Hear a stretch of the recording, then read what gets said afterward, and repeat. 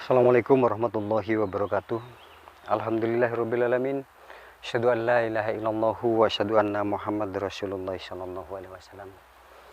Ilahi anta maksudi waridhoka matlubi.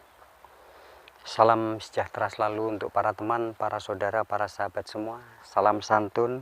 Saya selalu senantiasa menghormati jamaah tauhid, menghormati saudara-saudara saya yang ada di Ewa Kultur. Semoga Allah selalu senantiasa memberikan kesehatan selalu. Semoga Allah selalu senantiasa menjauhkan dari segala macam wabah dan musibah. Dan pada akhirnya nanti semoga Allah menjadikan saudara semuanya, sahabatku semuanya yang memiliki ketulusan kolbi menjadi orang-orang yang husnul khotimah dan tetap bermahabbah di hadapan Sang Rob Dat Allah yang Akbar. Alhamdulillahirrabbilalamin. Untuk kali ini saya akan sedikit berbagi tentang pengetahuan, tentang pemahaman, yakni tentang Dat Allah. Apa sih Dat Allah itu? Dat Allah itu adalah suatu esensi, yang mana esensi tersebut tidak ada yang menciptakan, dan esensi tersebut ada pada setiap substansi. Artinya, kita belajar dari pepohonan yang ada di hutan ini. Kita belajar dari ayat-ayat Allah, seperti contoh, walillahil masyriqu wal maghrib fa aina ma tuwallu fasama wajhullah.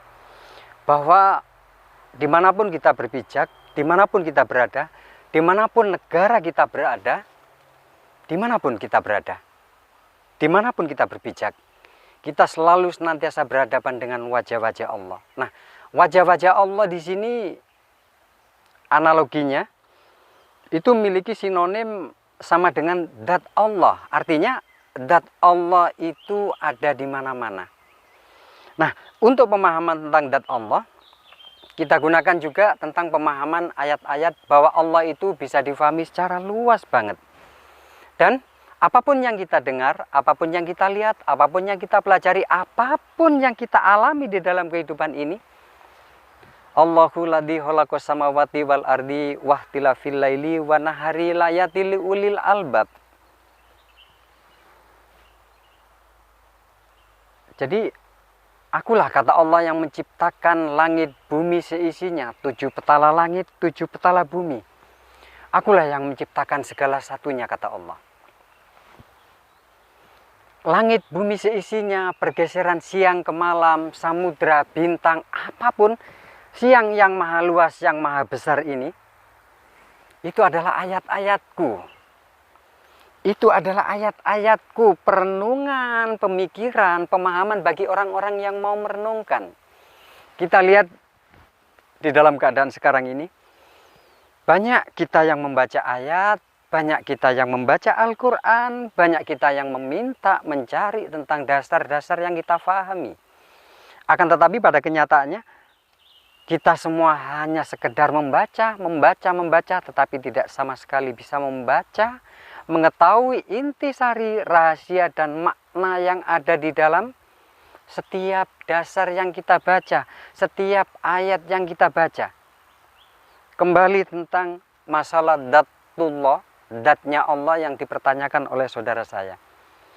Dat Allah ini yang pasti, dat Allah ini sinonimnya bisa kita berbicara tentang ruh, tentang esensi, tentang keakbaran Allah, tentang keagungan Allah, dan hubungannya tentang dat Allah tersebut, hubungannya sangat luas tanpa ada tepian batasnya. Dan bahkan pemahaman tentang dat Allah ini tidak bisa diterima oleh rasio manusia. Logika tidak mampu untuk menjangkau, untuk menembus ketinggian tentang bagaimana ketinggian tentang pemahaman dat Allah. Kadangkala dari pemahaman dat Allah, pemahaman dari kemakrifatan, pemahaman dari ketauhidan, orang-orang yang notabene mengaku pemahaman tentang tahu Allah, tahu tentang dat Allah, dibaiat tentang sir dat Allah, ini menjadikan apa? Menjadikan lain dari jati dirinya. Akhirnya pemahaman dari dat Allah menimbulkan kesombongan. Akhirnya pemahaman tahu tentang fasama wajhullah, ini diakui di dalam dirinya, sehingga congkak kemana-mana, acak pinggang, menyalahkan yang lain, meremehkan yang lain, mengaku paling benar sendiri, menganggap dirinya surga dimilikinya sendiri, tidak pernah takut neraka. Tanyakan pada hati nurani kita, apakah demikian Islam mengajarkan pada kita? Apakah demikian sifat sosiali insani sebagai manusia? Apakah demikian kita menjadi orang-orang fanatik yang menyalahkan orang lain, menyalahkan orang-orang selain Islam?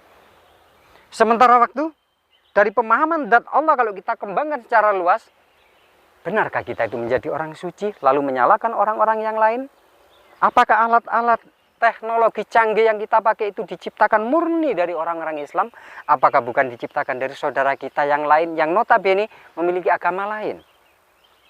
Lalu kita menghina sana sini, lalu kita menggunakan kamera seperti sekarang ini. Siapa sih yang menciptakan kamera pertama kali? Kita ke sana kemari naik bus, naik pesawat. Siapa yang menciptakan pesawat? Pakaian yang kita pakai sekarang ini, siapakah yang awal kali menciptakan? Apakah mereka itu orang-orang muslim saja atau mereka di luar muslim?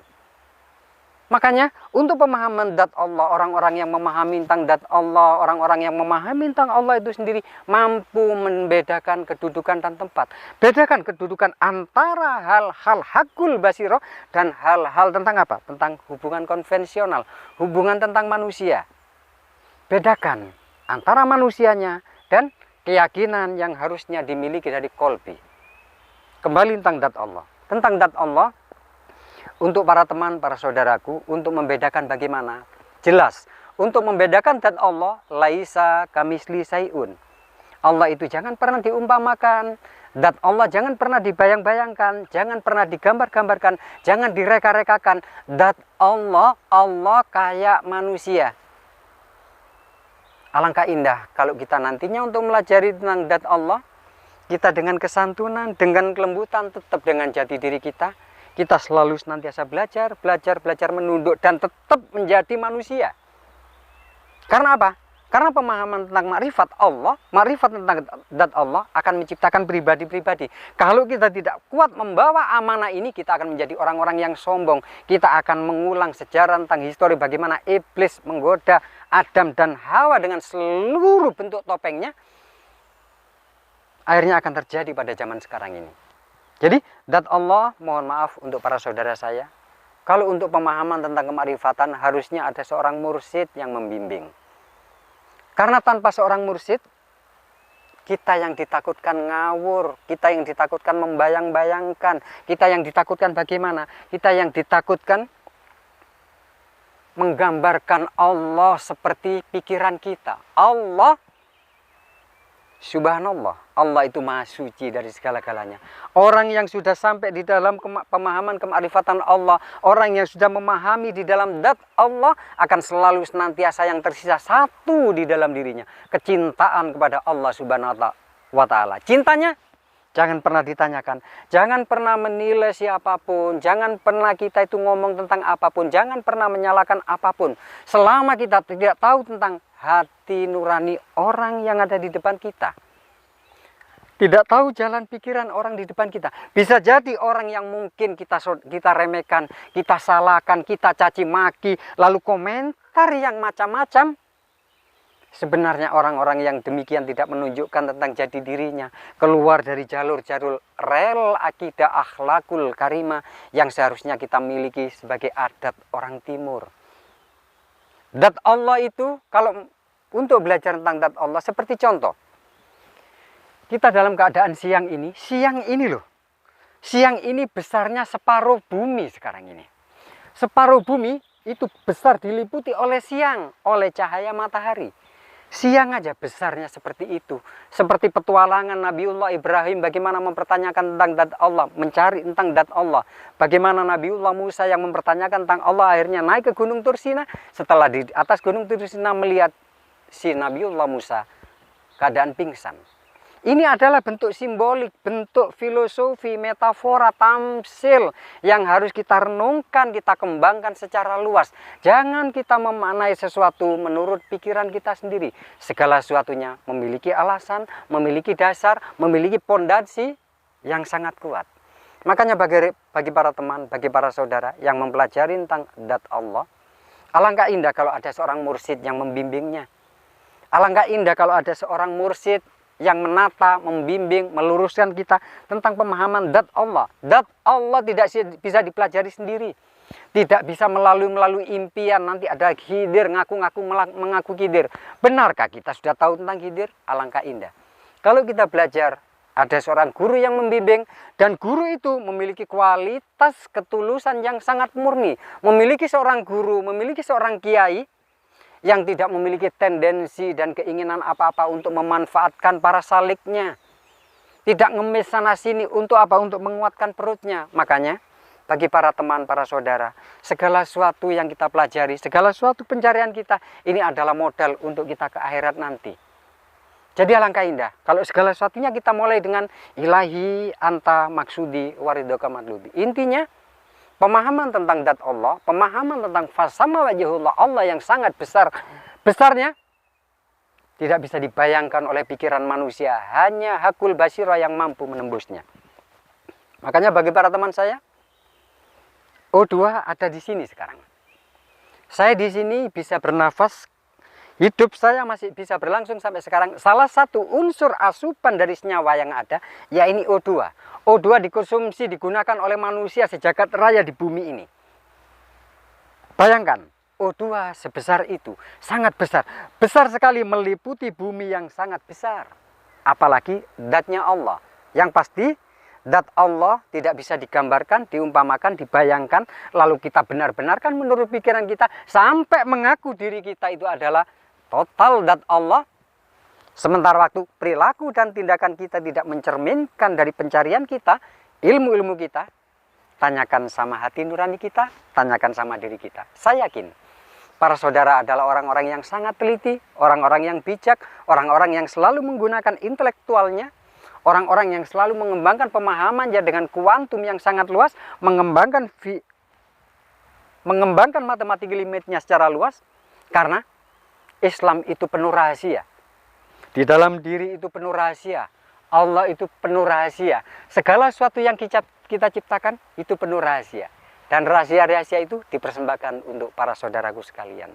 Yang pasti, di dalam diam, di dalam setiap perjalanan saya selalu dengan ketulusan hati mendoakan para saudara saya. Semoga memahami ilmu ketauhidan ini dengan benar. Semoga memahami ilmu ketauhidan ini menjadikan diri kita seperti padi yang menunduk, menjadi orang-orang kuat seperti filosofi kelapa yang dibanting sana sini, itu tetap kuat, tetap tegar. Dan seluruh unsur, senyawa, fungsi segala dari kelapa itu sendiri, itu bermanfaat bagi siapapun. Terakhir dari saya, Ewa Kultur, sayangku para saudara sekalian yang tidak pernah bertatap dengan saya, tidak pernah bertemu dengan saya, tetaplah jaga, selalu kita senantiasa menebar kebaikan pada siapapun yang kita temui. Karena itu modal untuk ketenangan jiwa kita. Berbuatlah baik dengan segala cara apa yang saudaraku lakukan. Jangan pernah bosan untuk berbuat baik. Jangan pernah bosan untuk bertutur kata dengan lembut kepada siapapun. Semoga Allah di tempat ini merahmati, meridhoi saudaraku sekalian yang ada di Ewa Kultur. Itu selalu senantiasa diberikan ilham, ilmu yang layak tasibnya tidak disangka-sangka oleh Allah. Semoga teman-teman para saudara sekalian menjadi orang-orang yang dipilih. Dan pada akhirnya nanti saudara dengan saya sama-sama kumpul di tempat yang dijanjikan oleh Allah. Saya akhiri dari saya, semoga para saudara sekalian sehat selalu.